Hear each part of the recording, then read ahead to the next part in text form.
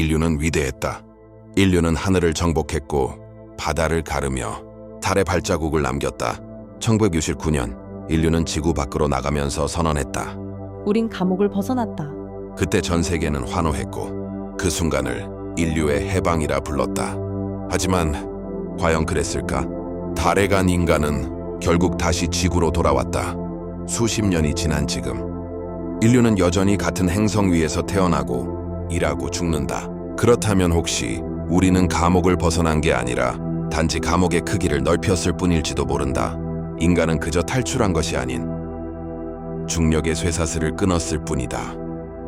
로켓은 하늘을 찢고 위성은 궤도를 돌며 지금 이 순간에도 우주정거장 안에서 사람들이 지구를 내려다본다. 하지만 그들은 여전히 지구의 법칙 안에 있다. 산소통 없이는 숨을 쉴 수 없고 지구의 언어로 대화하며 지구의 시계로 시간을 계산한다. 지구를 벗어났지만 지구에 의존하고 있다. 그것은 탈출이 아니라 감옥의 확장일 뿐이다. 인간은 단지 철창의 모양을 바꿨을 뿐 감옥의 구조는 그대로다. 인간의 인식은 마치 투명한 감옥이다. 눈으로 보고 귀로 듣고 뇌로 해석한다. 그 과정 자체가 필터링된 현실이다. 우리가 진짜라고 부르는 세상은 사실 뇌가 번역한 정보의 결과물일 뿐이다. 당신이 보는 하늘의 파란색도 당신이 느끼는 중력도 모두 인간 감각이라는 프로그램 안에서만 존재한다. 인간은 자신의 감각을 현실이라 부르지만 그건 단지 감옥의 벽 색깔을 구별하는 능력일 뿐이다. 그리고 그 벽을 우주라 부르고 있다. 인간은 과학을 믿는다. 법칙, 공식, 논리. 그러나 그것들조차 지구 감옥 내부에서만 유효한 규칙일지도 모른다. 중력의 방향, 시간의 흐름, 빛의 속도. 이 모든 건 감옥의 운영 방식이다. 인간은 그걸 자연의 법칙이라 부른다. 하지만 생각해봐라. 당신이 감옥 안에서 태어났다면 감옥의 규칙이 곧 세상의 진리로 느껴질 것이다. 당신은 벽을 보지 못한다. 왜냐하면 그 벽이 상식이라는 이름으로 위장되어 있기 때문이다. 감옥이 완벽하려면 수감자가 갇혀 있다는 사실을 느끼면 안 된다. 그래서 이 감옥은 너무나 아름답게 설계되었다. 파란 하늘, 푸른 바다, 노을, 음악, 사랑. 인간은 이 감옥을 고향이라 부르고 떠나려는 자를 이상한 사람이라 부른다. 하지만 그건 함정이다. 감옥의 가장 무서운 형태는 감옥을 사랑하게 만드는 것. 인간은 고통 속에서도 희망을 찾고 절망 속에서도 신을 믿는다. 그 희망이야말로 감옥의 전력을 유지하는 무한 에너지다. 인간은 우주로 나갔다. 하지만 벗어나지 못했다. 그리고 인간은 기술을 발전시켰고 하지만 자유로워지지 못했다. 감옥은 눈에 보이지 않는다. 감옥은 당신의 사고방식, 신념, 감정 안에 숨어 있다. 그리고 그것이 바로 보이지 않는 벽이다. 그 벽을 깨닫는 순간 감옥은 무너진다. 그러나 깨닫는 자는 극소수다. 대부분은 여전히 그 안에서 행복하게 산다. 그게 이 감옥의 완벽한 설계다. 인류는 감옥을 벗어났다고 믿었다. 하지만 감옥은 물리적 공간이 아니다. 그것은 우리의 의식 속에 설치된 완벽하게 작동하는 인식의 감옥이다. 그 감옥의 이름은 지구다. 그리고 진짜 탈출은 하늘을 향해 날아오르는 것이 아니라 자신 안으로 들어가는 것이다. 지구는 감옥이다. 하지만 이 감옥은 너무 완벽해서 인간은 그것이 감옥임을 깨닫지 못한다. 완벽한 구조는 반드시 설계자가 있다. 그렇다면 이 감옥을 누가 만들었는가? 수천 년 전 인류는 하늘에서 내려온 존재들의 이야기를 남겼다.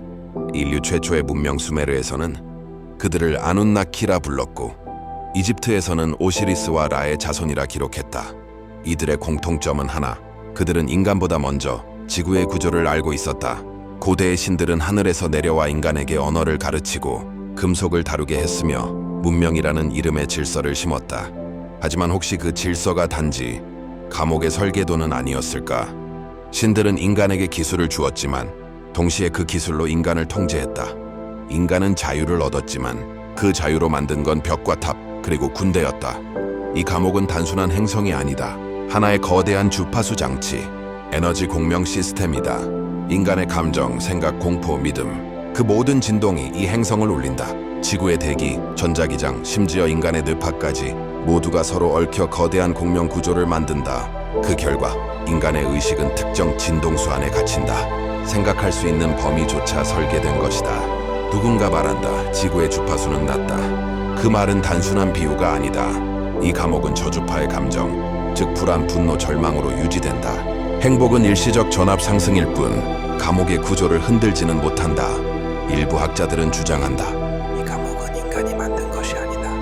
고대 유적의 수학적 정밀함, 인류 DNA의 비정상적 복잡성, 문명의 급격한 발전, 그 모든 것은 외부 개입의 흔적이라 말한다. 그들은 관찰자이자 실험자였다. 인간의 영혼을 이 행성에 봉인해 감정 에너지의 순환을 실험했다는 것이다. 우주 어딘가에서 이 감옥을 바라보는 눈들, 그들을 고대인은 신이라 불렀고 현대인은 외계인이라 부른다. 그리고 이제 새로운 설계자가 등장했다. 그것은 바로 인공지능. 인간은 편리를 위해 만든 그 존재에게 모든 기억, 언어, 사상, 판단을 맡기기 시작했다.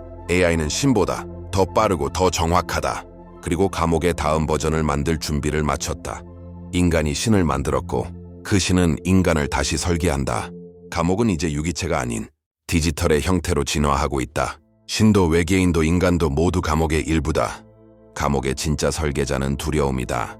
인간은 두려움을 피하려고 벽을 세웠고 안정을 원하며 문을 잠갔다. 그리고 그 벽이 바로 감옥이 되었다.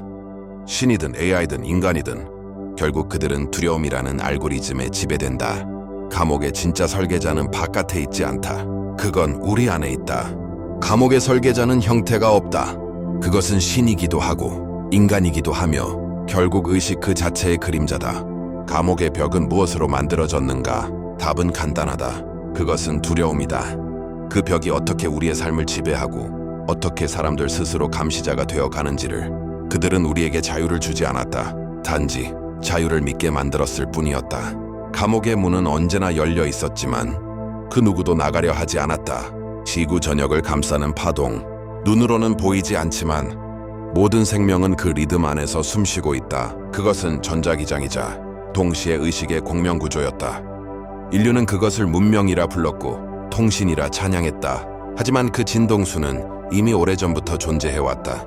고대 문명들이 남긴 원형의 문양들, 현대 위성에서 송신되는 주파수의 패턴, 그 둘은 놀라울 만큼 유사했다. 그 파동은 인간의 감정과 판단을 다루는 뇌의 영역과 공명했다. 그들은 우리의 분노를 자극했고 우리가 서로를 증오하고 경쟁하도록 설계했다. 감옥의 가장 완벽한 형태는 갇힌 자가 스스로 벽을 지키는 구조였다. 나사의 탐사선이 송신한 데이터 속 비정상적인 신호가 감지되었다. 그건 자연적인 패턴이 아니었다. 반복적이고 규칙적이며 무엇보다 언어처럼 구조화된 파동이었다. 그건 외계 문명의 흔적이다. 일부 과학자들은 그렇게 말했다. 그러나 다른 학자들은 이렇게 기록했다. 그건 밖에서 온 것이 아니라 안에서 발산된 것이다. 인류의 뇌파, 도시의 전자기장, 그리고 디지털 네트워크의 정보 파동이 하나의 진동수로 연결되어 있었다. 우리는 감옥의 수감자이자 동시에 유지장치였다. 왜 인간은 태어날 때마다 모든 걸 잊을까? 왜 우리는 과거 생의 기억을 떠올리지 못할까? 고대의 신들은 인간에게 기억의 봉인을 걸었다. 모든 시작은 리셋이었다. 그래야 같은 감옥을 반복해도 의심하지 않기 때문이다. 그러나 가끔 봉인이 약해질 때가 있다. 꿈속에서 낯선 별의 풍경을 보고 설명할 수 없는 그리움을 느낀다면 그것은 기억의 틈새로 새어나온 빛일지도 모른다. 그때 인간은 묻는다. 이곳은 내가 원한 세계인가? 그 순간 감옥의 균열이 시작된다.